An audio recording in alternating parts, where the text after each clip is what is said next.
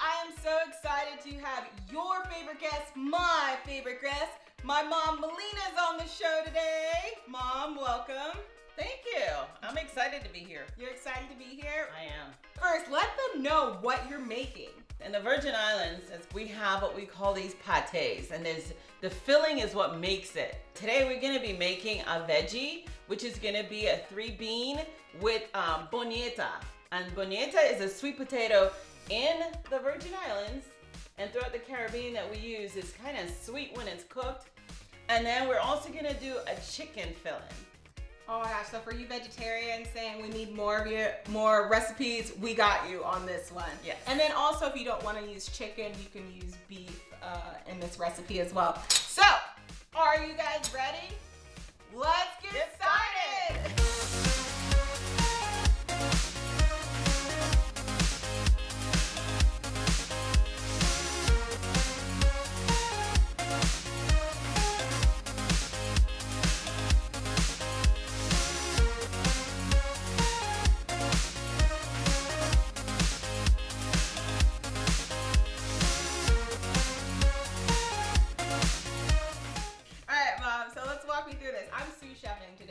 Because you know Melina's got it going in the kitchen. Let's go.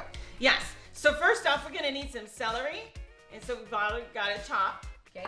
And then, you know, I love my fresh stuff, so I also have the 3 peppers, and I love the colors.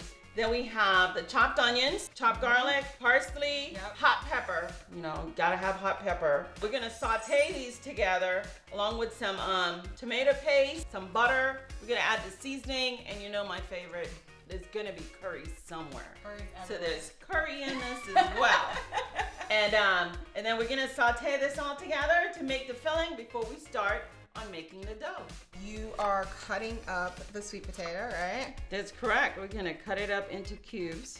So about how much do you wanna cut up? I say about 1 cup. Let's head on over to the stove, you guys.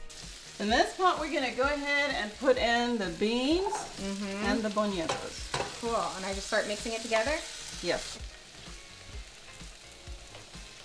Okay, so when do you know when it's time? It's usually when the onions becomes transparent. How do you know when the bonitas are done? 15 to 20 minutes. Now I'm gonna add the chicken. Seasoned salt. The curry. Don't forget we have the tomato paste. You can smell the peppers, the curry, the seasoning salt, the chicken, the bonitas. It smells like heaven. That's what it smells like.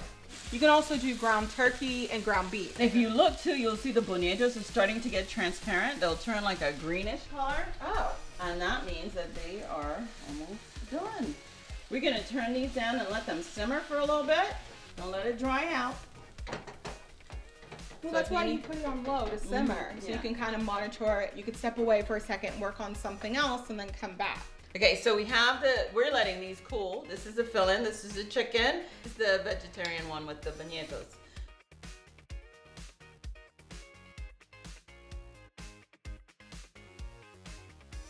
So what we're gonna do is we're gonna go ahead and make the dough. So we have flour. Yep. We're gonna go ahead and add sugar. Yep. Baking powder. Cool. And now we're gonna have Carlina make sure that she makes that well. I like her to do that part. Y'all, this is so torturous because it's like, it's all white ingredients together and you're just trying to make sure it's completely mixed. So now that she's finished doing that, we can go ahead and add the butter, and that's melted butter, some vanilla, and then we'll add the water. And as we're adding the water, you're gonna go mix, Carlina, just mix. I'm gonna mix as you add. So this is like a 2-person job right here. It's not. It's just that I want her to do that. Oh, really? Okay, now Carlina's, you know, she's doing this. This is a lot of work. I'm gonna just go ahead and put the hand in there. Yeah. Wait, I could use my hand. Why'd you have me use a spoon? Because you just don't know how to do it just right. Oh my gosh, Mom. Some people do add milk instead of water, or they do half and half.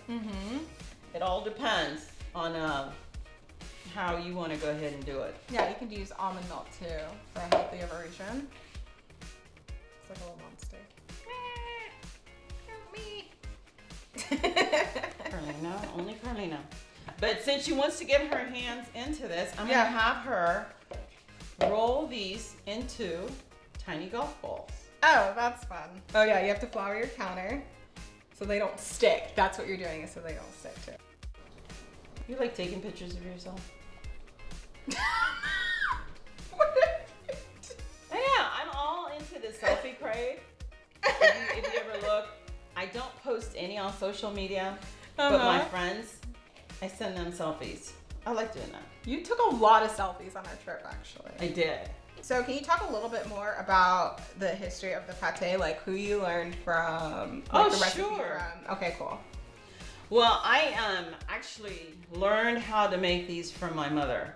The thing about this is that you get a whole meal. You get the bread and you get the meat and the vegetables and everything else all in one. You can freeze them, you can and use them and save them for another time and just reheat them in the oven or the toaster oven.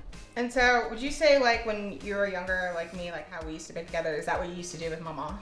I did. I had to do the stirring of the flour thing. Wait, she made you mix it, like, and say, make sure all the white is together? Yes. This is where this came from, guys. It's like torture coming down the line. It is. Just make sure. So what we're gonna do is when you're finished rolling them out like this, you let it sit for 10 minutes. Well, what we're gonna start doing is making sure that the oil is being heated. So over in your fryer, you have your vegetable oil and you have that heated up. You wanna make sure that you check the temperature. Okay. This one is already calibrated to be a medium heat, so it doesn't overcook. But if you're gonna do it on a stove, medium is the best way to do it. And make sure that it's hot. And the way we always test to see when it's hot is we just drop a little bit of the dough in, and if it fizzles and comes to the top, that means your oil is just right. Whether you do it on the stove or you do it in a fryer, that's how you know that the temperature is right. If you see it cooked, if it rises too fast to the top, then your oil is too hot. Yikes. And it's not cooking. Okay. So you'll have a really nice, pretty outside, but then the dough is not cooked on the inside. So you have to make sure it's all about math. The temperature has to be just right. So this is a more advanced recipe for you foodies out there. So, but you can still learn, which is why we're doing this video. All right. We're gonna wait and have these sit for about 10 minutes and we'll be right back. All right, so what are we doing next? Okay, we're gonna roll them out. Oh, with this. There's a rolling pin, yeah. Can I get some flour to like kinda? Sure. Just throw it on there, you guys. Okay, so about how thin do you want me to roll it? Roll it. Just keep going. I'm gonna get like a nice circle. Mm-hmm. You're gonna tell me when to stop, right? Or this is another mom prank.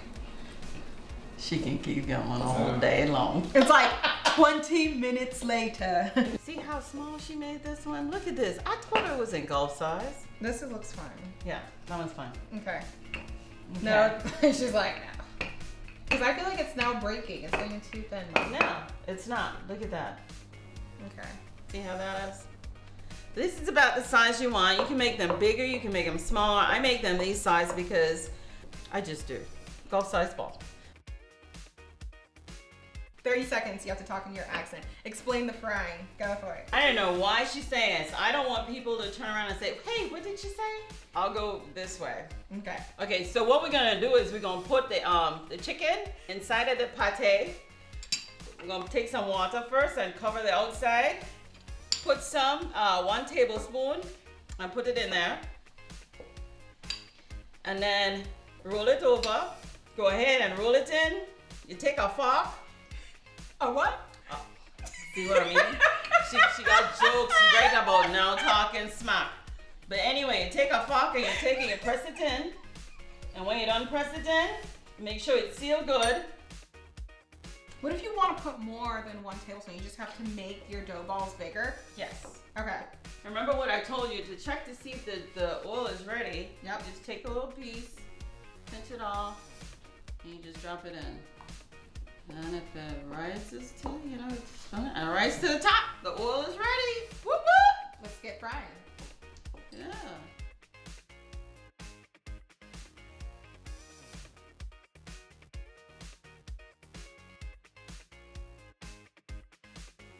I think this is more fun to do with 2 people, to be honest. Because, like, if you're doing this by yourself, and then you gotta put it in the fryer, and then you have to, you know, put in the filling, like, by yourself.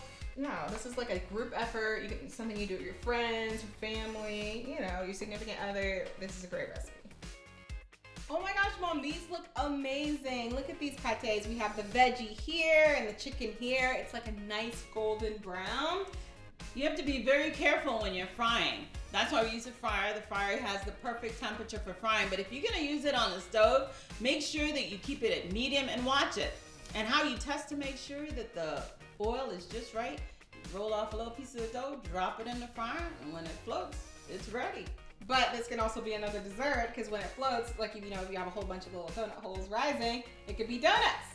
Yes, just add a little bit of powdered sugar. It tastes good because we put a little extra sugar in this one.